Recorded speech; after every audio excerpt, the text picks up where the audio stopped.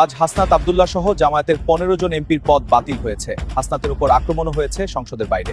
Hasnat আব্দুল্লাহর MP পদ বাতিল হয়ে গিয়েছে এবং জামাতের বেশ কয়েকজন প্রার্থী এমপির পদ বাতিল করা হয়েছে। হাসনাত আব্দুল্লাহর উপরে হামলার ঘটনা ঘটেছে। ঠিক এই মুহূর্তে আমি আছি মেডিকেল কলেজ হাসপাতালের ঠিক এমার্জেন্সি ওয়ার্ডের সামনে। এদিকে এবার সংসদে হাসনাত আব্দুল্লাহ রাষ্ট্রপতিকে অপমান করার অপরাধে তার পদ হারিয়েছে। এরই সাথে জামাতের 15 জন এমপির পদ হারায়। আজকে সকল জনগণ হাসনাতের উপর আক্রমণ করেছে। সংসদের মধ্যে প্ল্যাকার্ড হাতে ঢুকে পড়বেন, এটা কি নতুন সাংসদদের কাছ থেকে আমাদের চাওয়া নাকি? এত নতুন কথাবার্তার মধ্যে তারা কি করলেন? সংসদকে তারা রাজু ভাস্কর্যের পাদদেশ বানিয়ে দেওয়ার চেষ্টা করলেন। তবে তারা যে আচরণটা করেছেন এইটা ওই পুরোনো আচরণের পুনরাবৃত্তি আর কি। সংবিধান সংস্কার পরিষদের অধিবেশন না ডাকলে সরকারের শেষ। জামাত সহ 11 দলীয় জোটের সম্মিলিত হুঁশিয়ারি। হাসনাত আব্দুল্লাহ এবং জামায়াতে ইসলামের বেশ কয়েকজন নেতার এমপি পদ বাতিল করা হয়েছে। কেন এই আকস্মিক সিদ্ধান্ত? এর পেছনে কি কোনো আইনি জটিলতা রয়েছে, নাকি এটি একটি বড় রাজনৈতিক পরিবর্তনের ইঙ্গিত? বাইরে হাসনাত আব্দুল্লাহ যে কাজটা করেছে সেটা মোটেও উচিত করেনি। এতদিন হাসনাতকে সাপোর্ট দিলেও এই কাজের জন্য তাকে বিন্দু পরিমাণ সাপোর্ট দিতে পারলাম না। আমার ভাবতেও অবাক লাগছে হাসনাতের মতো শিক্ষিত একটা ছেলে এমন একটা কাজ কিভাবে করতে পারলো। বিরাট শক্তির নজিরবিহীন ফাঁদে পড়ল বিএনপি সরকার। একদিকে বিএনপি সরকার ফাঁদে পড়েছে, অন্যদিকে আজকে হাসনাত সহ জামাতের 15 জন এমপি বিপদে পড়েছে। আজকে সংসদের দ্বিতীয় অধিবেশন এবং এই অধিবেশনের মধ্যেই অনেক ঘটনা ঘটেছে। দর্শক শ্রোতা, গত অধিবেশনে আপনারা দেখেছেন হাসনাত আব্দুল্লাহ এবং জামাতের এমপিরা রাষ্ট্রপতিকে সরাসরি প্ল্যাকার্ড দেখিয়েছিল এবং রাষ্ট্রপতিকে অপমান করেছিল। সেই অপমানের অপরাধে আজকে অনেক জামাত এমপির অনেক খারাপ অবস্থা হয় এবং দেশের মধ্যে একটা নতুন পরিস্থিতি হয়। হাসনাত আব্দুল্লাহর সংসদের বাহিরে খারাপ অবস্থা হয়। আপনারা সম্পূর্ণ ভিডিও দেখবেন। এই মুহূর্তে সংসদের বাহিরের অবস্থা এবং দেশের মধ্যে যে নতুন একটা পরিস্থিতি তৈরি হয়েছে সেইটাও দেখতে পারবেন এই একটি নিউজ প্রতিবেদনে। দ্বিতীয় দিনের মতো বসছে ত্রয়োদশ জাতীয় সংসদের প্রথম অধিবেশন।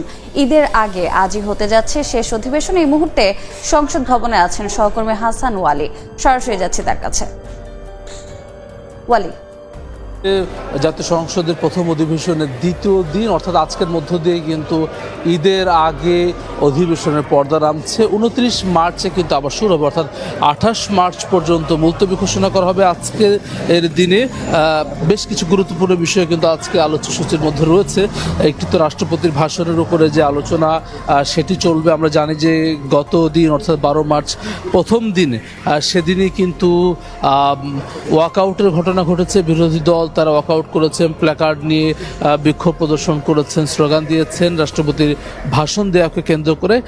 আজকে সে বিষয়ে আলোচনা চলবে, সেখানে কিন্তু বিরোধী দলের সদস্যরা অংশ নেবেন বলে তারা জানিয়েছেন। একই সঙ্গে সংবিধান সংস্কার পরিষদের অধিবেশন ডাকা না ডাকা নিয়ে এক ধরনের আলোচনা চলছে। সেটি সেই বিষয়ে উত্থাপন করবে জামাত নেতৃত্বাধীন যে সংসদ সদস্যরা রয়েছেন, এনসিপি সহ অন্যান্যরা, তাদের তরফ থেকে সে বিষয়ে জানানো হয়েছে। একই সঙ্গে জামাতের পক্ষ থেকে কিন্তু জানানো হচ্ছে যে আজকের দিনের মধ্যে তারা দেখবেন যেই সংস্কার পরিষদের সভা অধিবেশন সেটি আহ্বান করা হয় কিনা, না হলে পরে তারা রাজপথে অবস্থান নেবেন বা কর্মসূচি ঘোষণা করবেন, এমন হুঁশিয়ারি কিন্তু দেওয়া হয়েছে। যদিও বিএনপির পক্ষ থেকে বলা হয়েছে, গতকালকেই বলেছেন স্বরাষ্ট্রমন্ত্রী সালাউদ্দিন আহমেদ, যে সব বিষয়ে আলোচনা আসলে তারা সংসদের মধ্যে করতে চান, সব ধরনের তর্ক বিতর্ক সেটি সংসদে করতে চান। এর আগে কিন্তু আমরা জানি যে বিএনপির পক্ষ থেকে জানানো হয়েছিল সংবিধান সংস্কার পরিষদের বিষয়টি সংবিধানে অন্তর্ভুক্ত করার পরেই মূলত তারা এই বিষয়ে শপথ নিতে চান, যার ফলে সেই বিষয়টি নিয়েও কিন্তু আসলে এক ধরনের আলোচনার মধ্যে রয়েছে। এবং সব মিলিয়ে কিন্তু গত দিন অর্থাৎ প্রথম দিন আমরা দেখেছি এক উৎসব মুখর পরিবেশে আলোচনাটি শুরু হয়েছিল, সংসদ অধিবেশন শুরু হয়েছিল, শেষে ওয়াকআউট দিয়ে শেষ হলেও যারা আসলে সংসদ সদস্য, সরকারি দল এবং বিরোধী দলের সবার পক্ষ থেকেই কিন্তু একটি কার্যকর সংসদ গড়ার প্রত্যয়ের কথা কিন্তু আমরা শুনেছি। আজকে দ্বিতীয় দিনের মতো শুরু হচ্ছে এবং এটি শুরুতে যেমনটি বলছিলাম যে আজকের মধ্য দিয়ে মূলত ঈদের আগে পর্দা নামছে সংসদ অধিবেশনের। 29 মার্চ আবারও শুরু হবে এবং এপ্রিলের পুরো মার্চ জুড়ে কিন্তু এই প্রথম অধিবেশন সেটি চলবে। এর মধ্যে কিন্তু 133টি অধ্যাদেশ যেটি অন্তর্বর্তীকালীন সরকারের সময় দেওয়া সেটি নিয়ে সিদ্ধান্ত নেওয়ার বিষয় আছে। একই সঙ্গে আরো অনেক গুরুত্বপূর্ণ বিষয় কিন্তু রয়েছে, সবকিছু কিন্তু আসলে এপ্রিলের মধ্যেই শেষ করতে হবে। হাসনাত আব্দুল্লাহর এমপি পদ কি বাতিল হয়ে গিয়েছে? বিভিন্ন গণমাধ্যমের প্রতিবেদন অনুসারে কুমিল্লা 4 নম্বর আসনের এই প্রার্থী এবং জামাতের বেশ কয়েকজন প্রার্থী এমপির পদ বাতিল করা হয়েছে। রাষ্ট্রপতি শাহাবুদ্দিন চুপ্পুর আদেশ ক্রমে সংসদ সচিবালয় থেকে এই সংক্রান্ত একটি বিজ্ঞপ্তি জারি করা হয়েছে। সংসদ ভবনে প্রথম অধিবেশন শুরু হওয়ার পরেই এমপি বাতিলের ঘোষণা করা হয়। এমপি পদ বাতিলের কারণ হিসেবে দেখানো হয়েছে পদের যোগ্যতা এবং নির্বাচনী আচরণ বিধি সংক্রান্ত আইনি জটিলতার কারণে এই সিদ্ধান্ত নেওয়া হয়েছে। বৈষম্য বিরোধী আন্দোলনের এই নেতা বেশ আলোচিত ছিলেন। এমপি পদ বাতিলের পর সংসদ ভবনে মিশ্র প্রতিক্রিয়া দেখা গিয়েছে। জামাত জানিয়েছে এই সিদ্ধান্ত রাজনৈতিক উদ্দেশ্য প্রণোদিত। সূত্রে পাওয়া খবর অনুযায়ী জানা গিয়েছে হলফনামায় তথ্যে গলদ, ঋণ খেলাপ, স্বতন্ত্র প্রার্থীদের ক্ষেত্রে সমর্থনকারী ভোটারের তথ্যে গরমিল সহ নানা অসঙ্গতির কারণে এসব প্রার্থীর মনোনয়নপত্র বাতিল হয়েছে বলে জানিয়েছে সংশ্লিষ্ট জেলার রিটার্নিং কর্মকর্তার কার্যালয়। বাতিল হওয়া দলীয় অন্য প্রার্থীদের মধ্যে গণ অধিকার পরিষদ, বাংলাদেশের কমিউনিস্ট পার্টি, বাংলাদেশের সমাজতান্ত্রিক দল ও খেলাফত মজলিসের 2 জন করে, বাংলাদেশের জাতীয় পার্টি, ইনসানিয়াত বিপ্লব বাংলাদেশ ও বাংলাদেশ কংগ্রেসের 1 জন করে প্রার্থী রয়েছেন। এছাড়া কুড়িগ্রাম 3 নম্বর আসনে দ্বৈত নাগরিকত্ব থাকায় জামাত ইসলামী প্রার্থী মাহবুবুল আলম সালেহির মনোনয়নপত্র স্থগিত করেছে নির্বাচন কমিশন। মনোনয়নপত্র বাতিল হওয়া অন্য প্রার্থীরা স্বতন্ত্র। তাদের মধ্যে দলীয় সিদ্ধান্তের বাইরে গিয়ে মনোনয়নপত্র জমা দেওয়া বিএনপি দলীয় অন্তত 8 জন নেতা রয়েছেন। হাসনাত আব্দুল্লাহর অনুসারীরা তাৎক্ষণিক বিক্ষোভের ডাক দিয়েছেন। যদিও তথ্য বলছে এটি একটি গুজব, রাষ্ট্রপতি এই ধরনের কোনো সিদ্ধান্ত নেয়নি। তবে কয়েকজন প্রার্থীর মনোনয়ন বাতিলের খবরটি সঠিক। তবে হাসনাতের এমপি বাতিল নিয়ে গুজব তৈরি হওয়ার কারণ রাষ্ট্রপতি শাহাবুদ্দিন চুপ্পুর ভাষণের সময় জামাত এবং এনসিপির সদস্যদের তীব্র প্রতিবাদ। বৃহস্পতিবার সংসদ অধিবেশন শেষ হওয়ার পর হাসনাত আব্দুল্লাহ সামাজিক যোগাযোগ মাধ্যম ফেসবুকে একটি স্ট্যাটাস দেন। তিনি মাত্র 3টি শব্দ ব্যবহার করেন, গেট আউট চুপ্পু। এদিকে স্ট্যাটাসটি প্রকাশের পরপরই সামাজিক যোগাযোগ মাধ্যমে ব্যাপক আলোচনা সৃষ্টি হয় এবং দ্রুত ভাইরাল হয়ে পড়ে। এখানে চুপ্পু শব্দটি দিয়ে রাষ্ট্রপতি মোহাম্মদ শাহাবুদ্দিনকে বোঝানো হয়েছে। রাজনৈতিক মাঠে তিনি চুপ্পু নামেই পরিচিত। তবে এই বিষয়ে হাসনাত আব্দুল্লাহর পক্ষ থেকে এখনো কোনো বিস্তারিত ব্যাখ্যা পাওয়া যায়নি।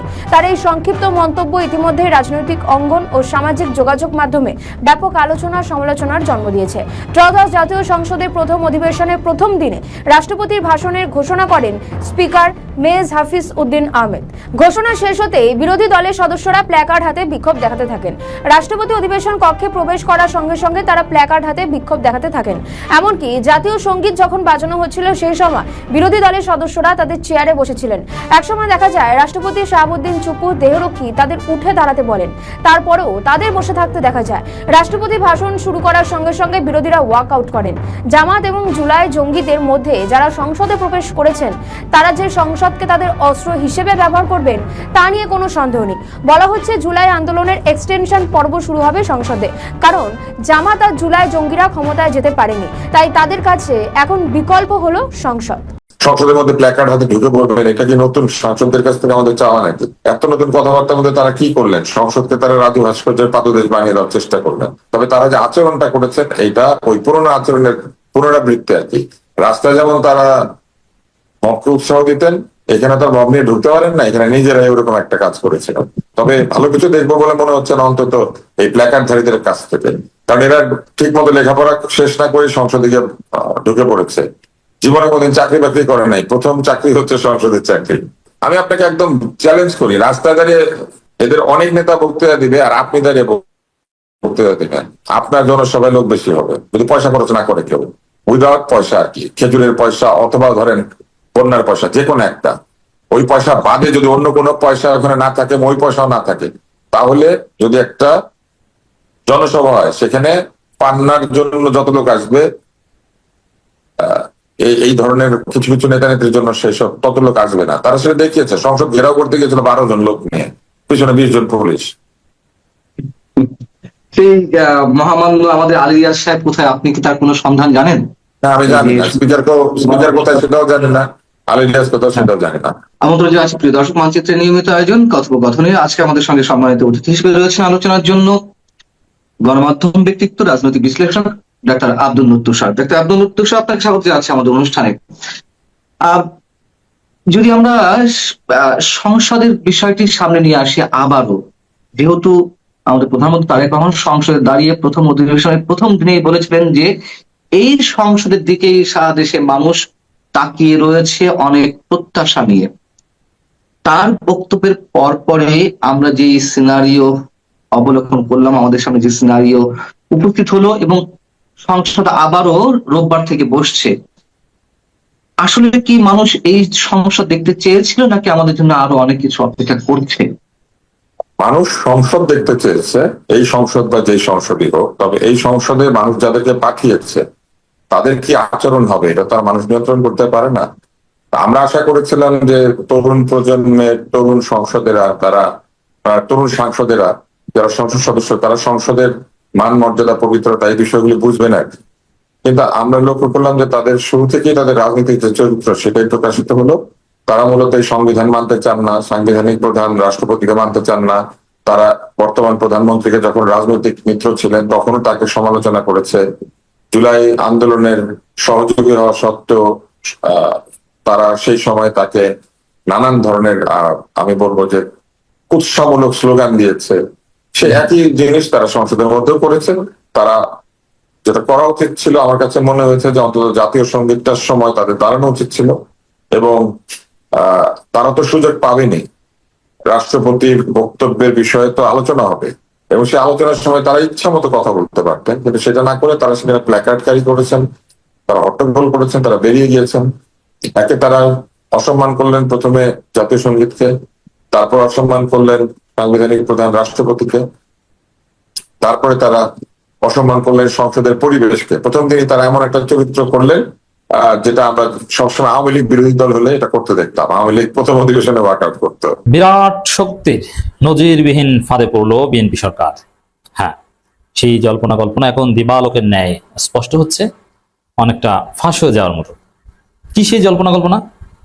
বিএনপি সরকারকে আমেরিকা ক্ষমতা এনে দিয়েছে, যার প্রমাণ খলিল রহমান পররাষ্ট্রমন্ত্রী, এবং আমেরিকার সাথে গোপন চুক্তি হয়েছে নির্বাচনের 3 দিন আগে। এটা রাজনীতিতে এস্টাবলিশড। তারপর অনেকের মধ্যে কনফিউশন রয়েছে, আসলে কি তাই? এই সরকার কি তাহলে আমেরিকার কাছে ধরা? যেমন সহজ হিসাব দেখেন, ডক্টর খলিল রহমানকে পররাষ্ট্রমন্ত্রী বানানো বিএনপির লোকজন এটা মানতে পারেনি, তারা আশ্চর্য হয়েছে। তাহলে এটার রহস্য বা জবাব কি? জবাব হচ্ছে যুক্তরাষ্ট্র খলিল রহমানকে বসিয়ে দিয়েছে খলিল রহমান পররাষ্ট্রমন্ত্রী, এবং যুক্তরাষ্ট্র বিএনপি সরকারের মন্ত্রী বানায়, এবং যুক্তরাষ্ট্রের অনুমতি ছাড়া অনেক কিছু করা যায় না। এমন চুক্তি নির্বাচনের 3 দিন আগে করেছে। ওই চুক্তির মধ্য দিয়ে বিএনপিকে ক্ষমতায় আনার বন্দোবস্ত হয়েছে, যেই চুক্তিতে বিএনপি অনেকটা অসহায় এবং নিরুপায় যুক্তরাষ্ট্রের কাছে। হ্যাঁ, দেখেন সেই জল্পনা কল্পনা যে সত্য তার সপক্ষে দলিল দেখেন। রাশিয়া থেকে জ্বালানি আমদানি করবে বাংলাদেশ, সেজন্য আমেরিকার কাছে যুক্তরাষ্ট্রের কাছে অনুমতি চাওয়া হয়েছে, এটা বলেছেন আমাদের অর্থমন্ত্রী। খবরটা একটু দেখেন, খুব ভেরি ইন্টারেস্টিং খবর। রাশিয়ার সঙ্গে তেল ও তরলীকৃত প্রাকৃতিক গ্যাস আমদানি সহ সামগ্রিক জ্বালানি খাতে সহযোগিতা রাষ্ট্রদূতের সঙ্গে বৈঠক শেষে পরিকল্পনা মন্ত্রী বলছেন, রাশিয়ার সঙ্গে জ্বালানি সহযোগিতা বিষয়ে যুক্তরাষ্ট্র অনুমতি চাওয়া হয়েছে। এটা হচ্ছে সহজ খবর। রেডিস খবরে আমরা আসছি। জাস্ট এই সহজ খবর দিয়ে আপনি একটু বলেন, বাংলাদেশ এবং যুক্তরাষ্ট্রের অনাপত্তির অপেক্ষায় আছে কেন?